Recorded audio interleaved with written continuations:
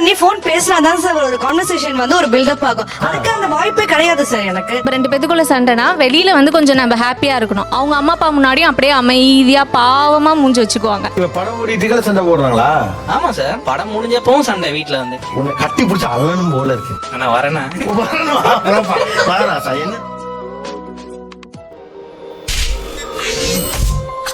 எதுக்காக நம்ம சண்டை போடுறோங்கிறதே தெரியாது. ஏன் நமக்குள்ள சண்டை வந்துகிட்டே இருக்கு அப்படிங்கிற காரணங்களே புரியாம சண்டை நடக்கும். சண்டை கோழி மாதிரி சண்டை போட்டுட்டு இருக்கக்கூடிய கணவன் மனைவிகள் 2 பக்கம் வந்திருக்காங்க. ஏன் இந்த சண்டை வருது அப்படின்னு அவங்கள எக்ஸாமின் பண்றதுக்காக வந்திருக்காங்க. ஒரு எக்ஸாமினேஷன் ப்ராசஸ் மாதிரி. பட் இதை நாங்க ஒரு அவார்ட் ஷோ மாதிரி ஆரம்பிக்கலாம்னு இருக்கோம். ரொம்ப சந்தோஷம். இப்படியெல்லாம் ஒரு ஆள் சண்டை போடவே முடியாது. இந்த விஷயத்துல நானே மிரண்டு போயிடுவேன் அப்படின்னு நீங்க நினைக்கிறத சொல்லி அந்த அவார்டு நீங்க கொடுக்கலாம். ஆக்சுவலா சண்டை நடக்கும். சண்டை நடக்கும் போது நம்மள அடிச்சுட்டு அவங்க அழ ஆரம்பிச்சிருவாங்க. இது ரொம்ப புதுசா இருக்கு. உட்காந்து யோசிப்பாங்களோ.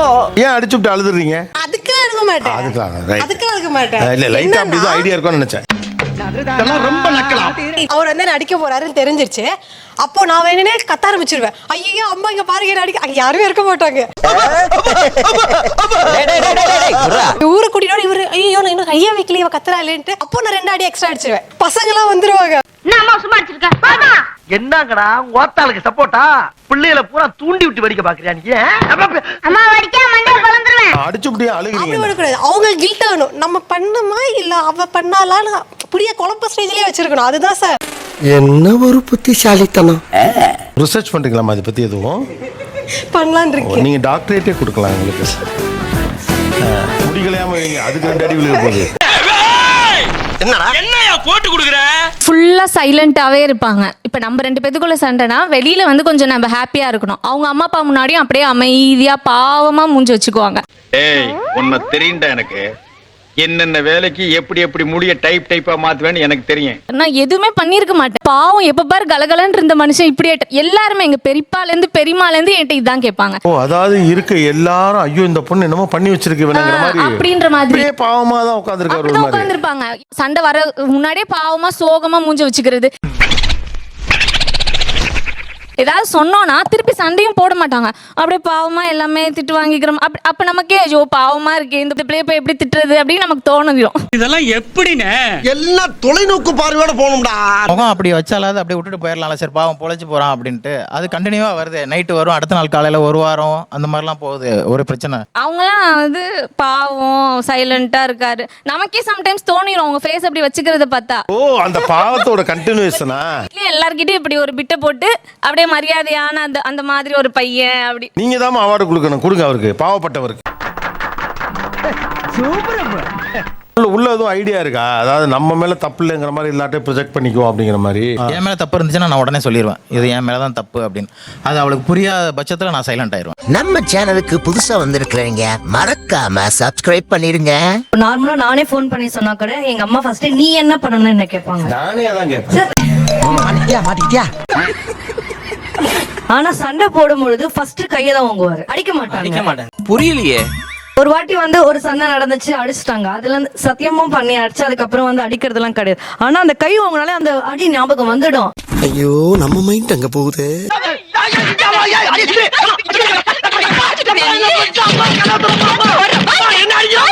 அதிகமா கத்துவாங்க சார்.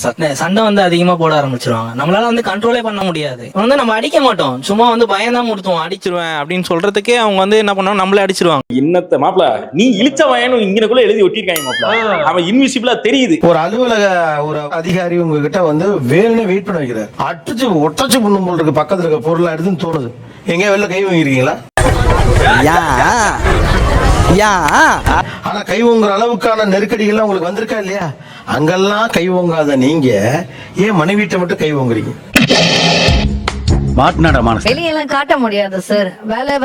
வேலை முக்கியம். நம்ம கை ஓங்கிட்டா நம்ம வீட்டுக்கு வர வேண்டியதான். இங்க அப்படி இல்ல சார். நீ ரொம்ப ஓவரா போயிட்டு இருக்க. என் பொறுமைக்கு ஒரு அளவு இருக்கு. அப்படி இல்ல சார், நம்மளால சிச்சுவேஷன் ஹேண்டிலே பண்ண முடியல சார். அவங்க அப்ப வெளியில எப்படி இந்த கோபத்தை எல்லாம் ஹேண்டில் பண்றீங்க? தாங்க மாட்டீங்கடா. இது என்னன்னு தெரியா தாங்க மாட்டீங்க. மனசுக்குள்ள போட்டு அழுத்திக்கிட்டு இருக்கேன். அப்ப ஹேண்டில் பண்ண முடியுது. அப்ப அங்க ஹேண்டில் பண்ற முடியல உங்களால, ஏன் இங்க ஹேண்டில் பண்ண முடியல? ஐயா, என் நிலைமை ரொம்ப மோசமா இருக்குங்க. சொல்லவும் முடியல, மெல்லவும் முடியல. இவங்க தான் நம்ம லைஃப், என்ன அடிச்சாலும் கொண்டாலும் நம்ம கிட்ட தானே இருக்க போறாங்க அப்படின்னும். அது வந்து உரிமையா மிஸ்யூஸா?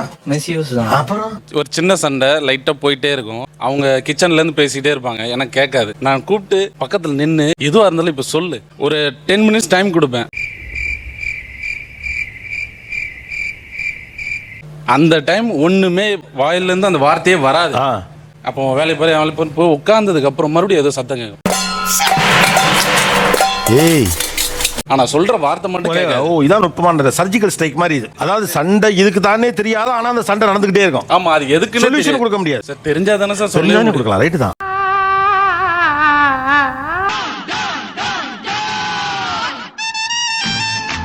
கையில நடுங்குதா? அவார்டு கொடுக்குறதா? நீங்க இப்ப என்ன பண்ணீங்க தெரியுமா இல்லையா? அப்படியே பாடி லாங்குவேஜ் ரியாக்ட் பண்ணல. அதனால பெருமையா அடிக்கிறேன். அதனால பெருமையா அடிக்கிறேன். டைம் கொடுக்குறாரு சார். கண்டிப்பா ஷோ வந்த பிறகு பாப்பேன். இங்க பாரு கோணையா வச்சிருக்க, நேரா வைக்க வேண்டியதானே கேட்பேன். மாட்டியா வாடா பயவுலயே மறுபடியும் அதே உலக்க பாட்டிய குட்டி வந்து புலக்கறக்க ஏற்பாடு பண்ணிட்டு கடைசி வரைக்கும் இப்படியே தான் சார் நிப்பேன் நான் பக்கத்துல. அத சொன்னாதான் என்னென்ன சொல்லக்கூடாது, அவரா தெரிஞ்சுக்கணும். வாயில நல்லா வருது, சொல்ல முடியல சார். எனக்கு இதுவே பாதி பிரச்சனை சார். அது என்னன்னு கண்டுபிடிக்கிறதுக்கே நமக்கு தனியா மூளை தேவைப்படுது. உன் நிலைமை நினைச்சா ரொம்ப பிரதாபமா இருக்கடா மச்சான். காலைல டிஃபன் சாப்பிட்டோமே, நம்ம அவளுக்கு சாம்பார் வாங்கி கொடுத்தோமா, அதெல்லாம் வந்து யோசிக்கணும்.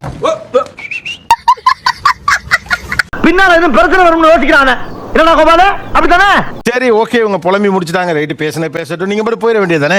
அது நம்மளுக்கு ஒத்து வராதுங்க. அது எப்படி சார்? அது ஏதோ நம்ம பின்னாடி நின்று யாரோ பேசுற மாதிரி கேட்குது சார். அது ஒரு மனசாட்சி மாதிரி பின்னாடி ஏதோ சொல்லிட்டே இருக்க மாதிரி இருக்கும். ஆமா சார். ஆக்சுவலா பாத்தீங்கன்னா அவருக்கு எனக்கும் சண்டை நடந்துட்டு நான் ஆஃபீஸ் போகும்போது நான் ஃபோன் பண்ணேன்னா, இப்போ ஃபோன் பண்ணிட்டே இருக்கேன், வண்டி எடுத்து எங்க விட்டா நீ என்ன பண்ணுவேன்? டென்ஷன் பண்ணா மிதிச்சிருவேன் அவனுக்கு. வாயை வச்சுட்டு சும்மா இருக்க. ஆஃபீஸ் போயிட்டதுக்கு அப்புறம் நான் கால் பண்ணேன்னா, ஆஃபீஸ் இப்பதானே வந்திருக்கேன், அடுத்த ஃபோன் பண்ணுவியா நீ? அகைன் கால் பண்ணி நான் என்ன பிரச்சனைன்னு நான் மறந்துடுவேன். அப்படிலாம் இருக்காதயா, ஏமாத்தி விடுவாங்க. ஒரு வாட்டி கால் பண்ணா ஓகே, அகைன் கால் வரும்போது தெரிஞ்சது நம்மளுக்கு ஏதோ பிரச்சனை பண்ண போறாங்க நம்ம கிட்ட அப்படின்னா நம்ம என்ன பண்ணணும், ஃபர்ஸ்டே வந்து போனை கட் பண்ண ஆரம்பிச்சிடணும். அதான் வர்க்கீஸ். அட்டெண்ட் பண்ணி ஃபோன் பேசினாதான் சார் ஒரு கான்வர்சேஷன் வந்து ஒரு பில்டப் ஆகும். அதுக்கு அந்த வாய்ப்பே கிடையாது சார் எனக்கு.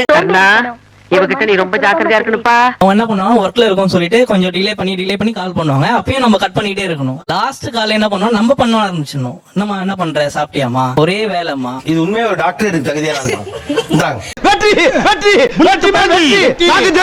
டாக்டர் பட்டம் வழங்கி சிறப்பிங்க. கண்டிப்பா தரலாம் சார்.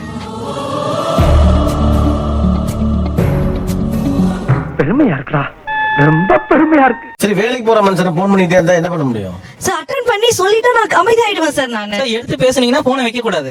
நான் சொல்ற வரைக்கும் நீங்க வைக்க கூடாது. குண்டு பைப்ல எப்படி கோர்த்து விடுது பாரு. ஏன்னா எனக்கு அந்த சொல்யூஷன் சொல்லனா எனக்கு அப்படியே போயிட்டே இருக்கும். எனக்கு வேற அல்ல, இதுதான் ஆப்ஷன். தம்பி, நீங்க போன் எடுத்து கட் பண்ணுங்க. அது நம்ம நீங்க டாக்டர் தான் நல்லா போடுங்க. உனக்கு இதெல்லாம் சாதாரண விஷயம்டா. சொன்னா அப்புறம் விடுறா. போ கூட்டம் போகாத.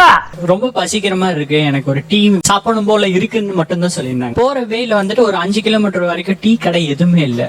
அப்புறம் என்னாச்சு? அவங்க கொஞ்சம் தூரம் போயிட்டு அங்க வண்டி நிப்பாட்ட சொல்லிட்டாங்க. நிறுத்து நீ, நான் போறேன், இறங்கி போறேன் அப்படின்ட்டாங்க. ஒருத்தங்க பசியில ஒரு டீ சாப்பிட்டு போலான்னு சொல்லுவாங்க. கடையெல்லாம் இருக்கும், இன்னும் போலாம் கடை இல்லாத ஏரியாவுக்கு போயிருவாங்க. கண்டு விட்டாளையா, சூச்சமத்தை கண்டு விட்டாளே. சாப்பாடு வாங்கி கொடுங்க அப்படின்னு சொன்னா அவர் மைண்ட்ல வேற ஏதோ போயிட்டு இருக்கும். ரொம்ப பசியா இருக்கும்போது ஏதோ பக்கத்துலயே நிப்பாட்டினா கூட பரவாயில்ல சார். இன்னும் கொஞ்சம் தூரம் போயிட்டாங்கன்னா ஒரு நல்ல ஷாப், அதுவும் இல்லாம அவங்களோட ஃபேவரட் ஷாப். சோ அதனால அங்க போய் சர்ப்ரைஸ் பண்ணலாம் அப்படின்னு தான் நான் நினைச்சிட்டு இருந்தேன். கீழ என்னையா சர்ப்ரைஸ் இருக்குது? பெரும்பாலான நேரத்துல பசின்னு சொல்றப்ப அவங்க கரெக்டா ரெஸ்பாண்ட் பண்ணலன்னா கோவம் வந்துருது. என்னுடைய பசி ஏன் ஒரு ஆண் அட்ரஸ் பண்ணலங்கிறது ப்ராபபிலி ஒரு நீண்ட தொடர்ச்சியாக இருக்கலாம். என்ன தியேட்டர்ல என்ன சண்டை? என்ன போற வழியில டிக்கெட் புக் பண்ணிட்டேன். நீ ஏன் இங்க டிக்கெட் புக் பண்ண? நீ இங்க புக் பண்ணதுனால இப்ப எல்லாருக்கும் நான் வழி விட வேண்டியதா இருக்கு. நான் எப்ப படத்தை பாக்குறது? சாரி, என்ன சாரி பாவன அன்றாரு.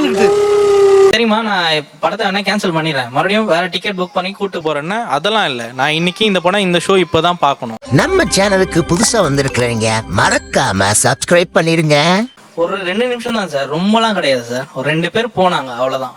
அந்த 2 பேர் கிராஸ் பண்ணதுக்கு அவங்க ஏன் கிராஸ் பண்ணணும்? இப்போ சத்திய சோதனை இப்ப படம் ஓடிட்டு சண்டை போடுறாங்களா? ஆமா சார், படம் முடிஞ்சப்பவும் சண்டை வீட்டுல வந்து. ரூம்ல அவன் படுற கஷ்டத்தை பார்த்தா ரொம்ப பாவமா இருக்கு சித்தப்பா. இப்படிதான் சார் உட்கார்ந்துட்டு இருக்கேன். எவ்வளவு பேர் போயிருவாங்க? எவ்வளவு பேர் அப்படி போயிருவாங்க? ஒரு 4-5 பேர். அவ்வளவுதான். அப்ப அந்த scene எல்லாமே எனக்கு கட் ஆகுதுல சார், வேஸ்ட் தானே சார். நான் உட்கார்ந்து சரி, இப்ப நீங்க சண்டை போடுறது எத்தனை சீன் கட் ஆச்சு? இதுக்கு தான் நீங்க பஞ்சாயத்துக்கு வேணுங்கிறது. கொக்கி போட்டுல பிடிக்கிறீங்க. அவர்கிட்ட சண்டை போடும்பொழுது சீன் போனது பிரச்சனை இல்ல. அது பிரச்சனை இல்லைன்னா ஆக்சுவலா நான் தானே சண்டை போடுறேன். பிசினஸ் ஸ்டார்ட் பண்ணி இவன் தலையை உள்ள விடுறான். ஐயோ தப்பு அவர் மேல. இதுக்கப்புறம் அதை அகைன் பண்ண கூடாதுல்ல சார். இது வந்து படம் வந்து எத்தனை நாள் கழிச்சு போனீங்க? Sir second show sir. இது உங்களுக்கே கொஞ்சம் ஓவரா இல்லையா? நான் பிரெக்னண்டா இருக்க நேரத்துல நீ இதெல்லாம் கவனிச்சிருக்கணுமா இல்லையா? correct sir, exact sir. சொன்னாங்க சார்.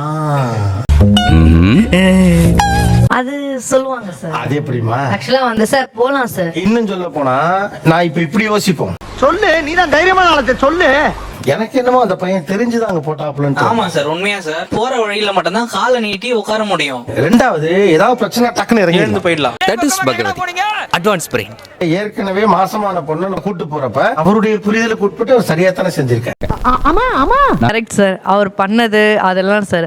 ஆனா எனக்கு வந்து அந்த இடத்துல வந்து ஒரு ஒரு எப்படி சொல்ற, ஒரு கம்ஃபர்டபுளா இல்ல சார். மறுபடியும் அதே இடத்துல வந்து நிக்கிறான். ஒரு கம்ஃபர்டபுளா இல்லங்க. இவ்வளவு செஞ்ச ஒருத்தனுடைய கன்சர்னை பத்தியே யோசிக்காம கத்தி இருக்கீங்களே.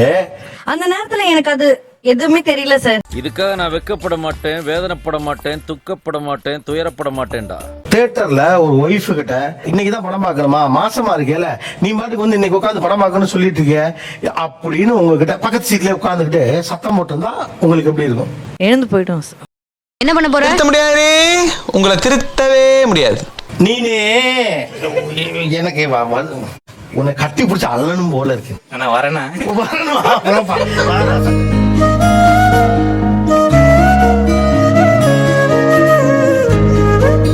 இந்த வீடியோ உங்களுக்கு பிடிக்கும்னு நினைக்கிறேன். பிடிச்சிருந்தீங்கன்னா லைக் பண்ணுங்க, ஷேர் பண்ணுங்க, மறக்காம சப்ஸ்கிரைப் பண்ணுங்க.